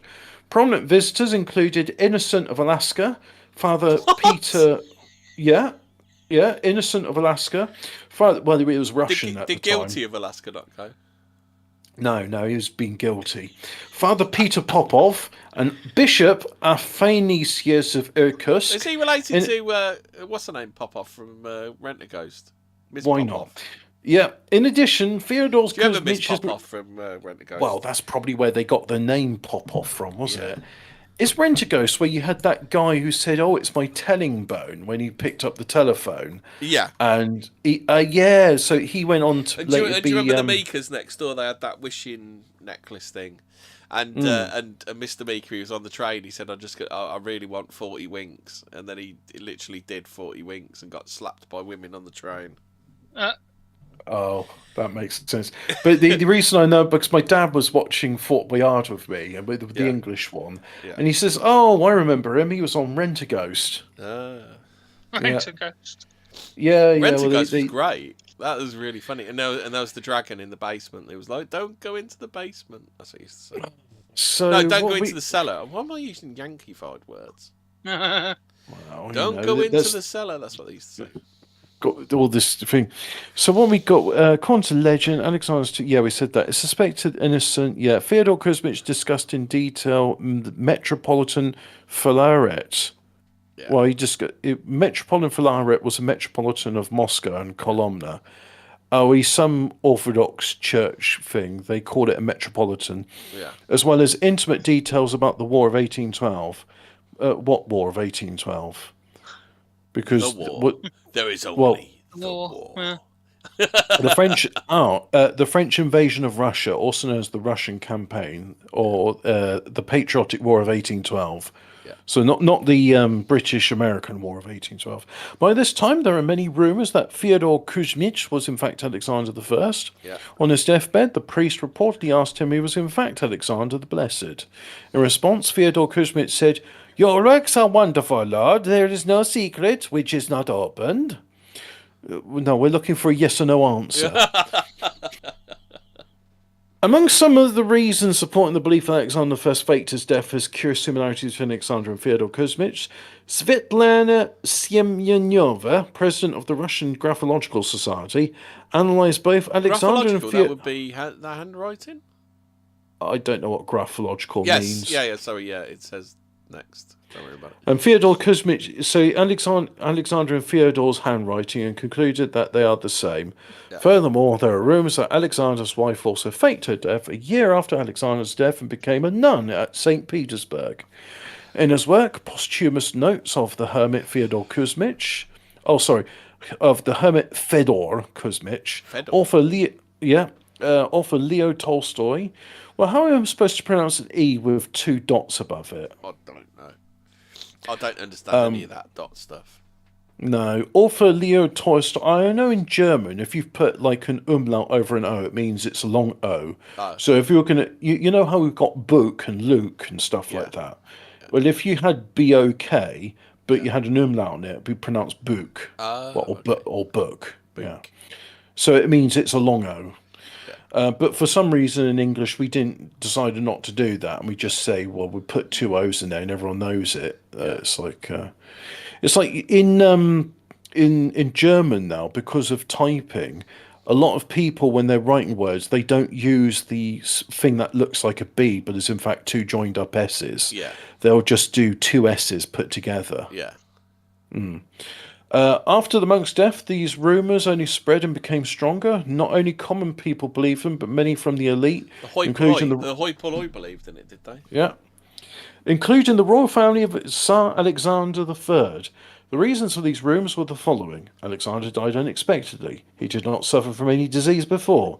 He died far away from home in the remote place of Tagnarog. And when he was put in the coffin, many who saw him said that he changed a lot. This is why the coffin was quickly sealed. It changed from a living man to a dead man. That's quite a big change, isn't it? It was known that Alexander said and wrote that he wanted so much to leave his post and to stay away from this world. At the beginning of the 20th century, a chapel was built over his tomb. In 1984, it was added to the Russian church Menilogium by Patriarch Pimen I. Next year, on the 5th of July 1985, his relics were translated and a new chapel was built. His feast days are the 10th of June, which is Saints of Siberia, 20th of January, Day of Death, Siberia, 22nd of June, translation, Diocese of Tomsk. Generally have 3 days of feast days. Well, okay, here's an example which the priest told me. So last week was on Sunday. Yeah. Wow, here it goes. Last Monday, so what, that's 3 days ago? Yeah. Was the feast day of Saints Peter and Paul. Yeah. And it's officially celebrated in the church on the Sunday because people go to Mass on the Sunday. Yeah. I mean, not every church has a Mass on a Monday, although our church does. So he's saying this is why this Mass is dedicated to Saints Peter and Paul, because it is their feast day. And apparently it's a big deal. And I'm just learning that because it's only been this year I've been regularly going to Sunday Mass. Yeah. Mm. Yeah. So there we go. There's some mysterious disappeared people. I'm sorry to sound all like very snobbish and dismissive about Russian Orthodoxy, but it is schismatic. Son of Colhane says, I'm officially christening it Hobbit's Law. The longer an episodes of 14 words goes on, the greater the likelihood of grape being mentioned. Well, we got the kind of this, you could probably plot a graph like length of episode, length Hobbit has been speaking, chances of the struggle snuggle word being mentioned. Oh, somebody's just responded to me on Twitter where. Okay, so here's the thing. My out on Twitter is @JamTits. Yeah. I know. Because didn't your YouTube used to be Sucky Fucky Jam Tits? It was Fucky Sucky Jam Tits. Fucky Sucky Jam Tits. Yeah, yeah, and you see, believe it or not, dear listener, I am puerile and my humour's puerile. Yeah. So I was talking about the new Ark of the Covenant being the Holy Mother. Yeah. And I said, she's the Ark of the New and Eternal Covenant. Our Lord chose Mary as his mother. She nurtured and cared for him, Ave Maria. Yeah. And then so, like, lots of likes on it. And one comment underneath says, thanks, Jam Tits. And I'll say, thanks. I go by Hobbit these days. I'm still puerile. Oh, I haven't spelled puerile correctly. How's puerile spelled then? Oh, it's puerile. Puerile.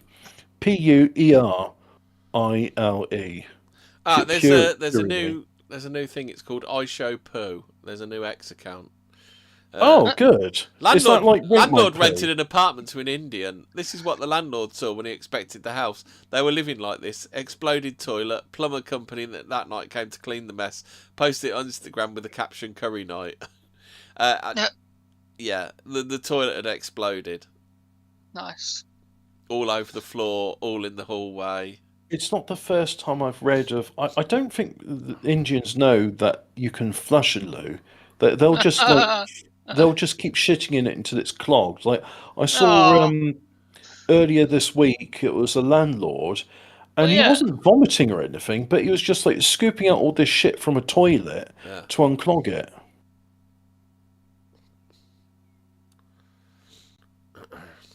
It's weird.